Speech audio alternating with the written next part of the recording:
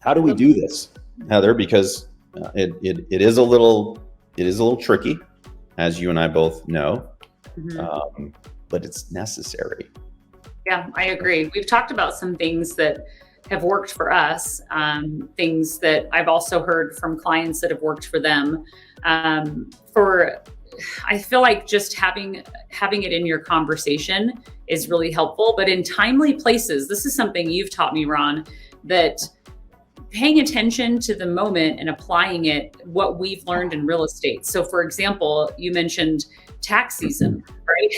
It's not season is such a great time because listen, any of you out there who know people who are high income earners, they are right now, they're all getting prepared for the pain.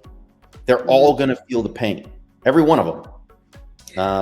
And if you were one of them, you can relate to this, right? This is something that's very relatable. And so when people start to complain about the taxes that they're paying, and the government's just going to waste the money anyway, and if they're like me, they'd prefer to give it to some crack addict because at least you could watch them smoke the crack. I mean, I prefer that to giving the money to the government because they're so pathetic. When everybody starts to complain about this, it's so easy. Now, with my friends, you got to understand, you have to know your friends pretty well. With my friends, I hit them right upside the head and I tell them, like, I told you last year what you had to do. All you had to do is listen to me last year and you wouldn't be paying any taxes right now, none. In addition to that, you would have had cash flow. So I don't want to hear you complaining about it. And then we'll have a laugh and a chuckle at their expense, and then they'll listen. Some of them takes a couple of years, guys. I'm not going to lie. Some of them are pretty thick-headed, but they start to come around because they see what's going on. Usually when I say something, if they're interested in listening and they don't want to get their chops busted anymore, they'll ask me some kind of a question, or they'll say something that is a genuine question.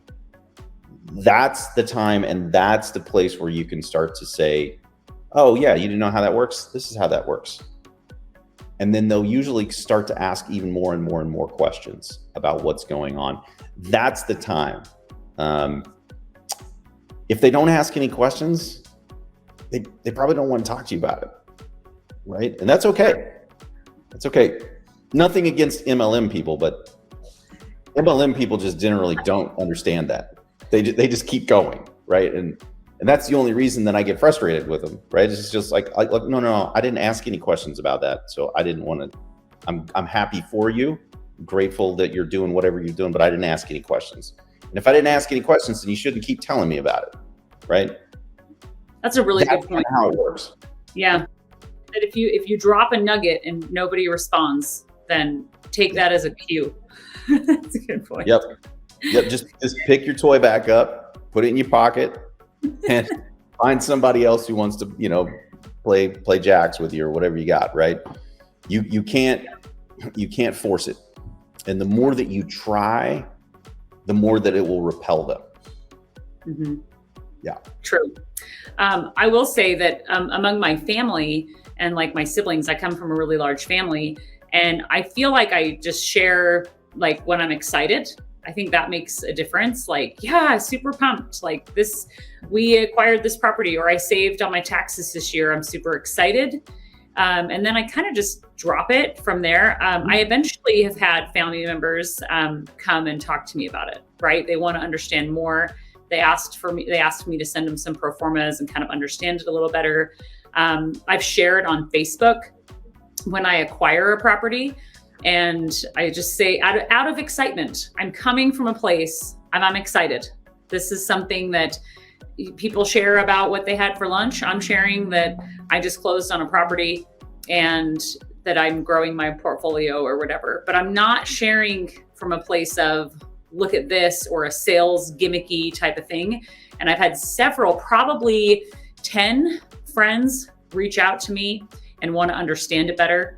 And have actually purchased property from me, friends of my husband, because I'll tag him in the post, and friends of my husband have come forward and started buying their own rental properties, which is super fun and adds a layer of depth to the friendship when you can get together and talk about stuff like that, which is super cool. Yeah. And I mean, Tyler asked a great question. He wants to learn how to create these cool masterminds that like Jared has. And that's how you do it. That's how it's done.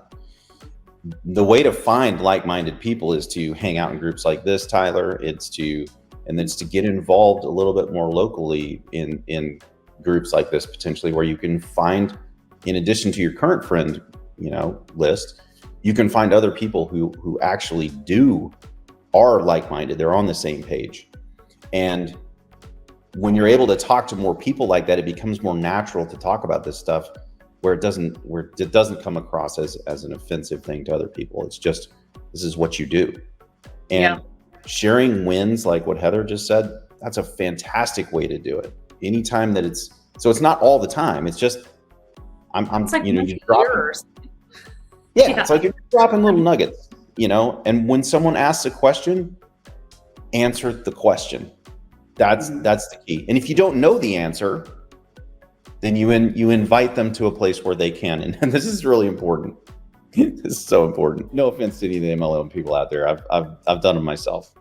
But there's this piece that they don't teach very well, and that is that you don't like ambush people, right? You don't invite them to a dinner, and then the dinner becomes like a sales pitch. You don't do that, right? If they ask where you're learning all of this stuff, it's super easy to say, well, there's this Facebook group. It's super innocuous. You just go in there and there's a whole bunch of people. And Tyler, this, like people will just help you. And not just people from our company here, but a bunch of people will chime in and start telling you what's working for them. And that's the beauty of it, is that it's not very salesy. It's just a place for everybody to learn how to do this and to share with other people. And and to post awesome questions like you did yesterday. So that's how it's done. And it's really not any more complicated than that. And then, I was talking to Heather about this earlier today, that it's not just people who aren't in real estate. Like, I have a ton of real estate friends who literally don't get it, still pay a fortune in taxes.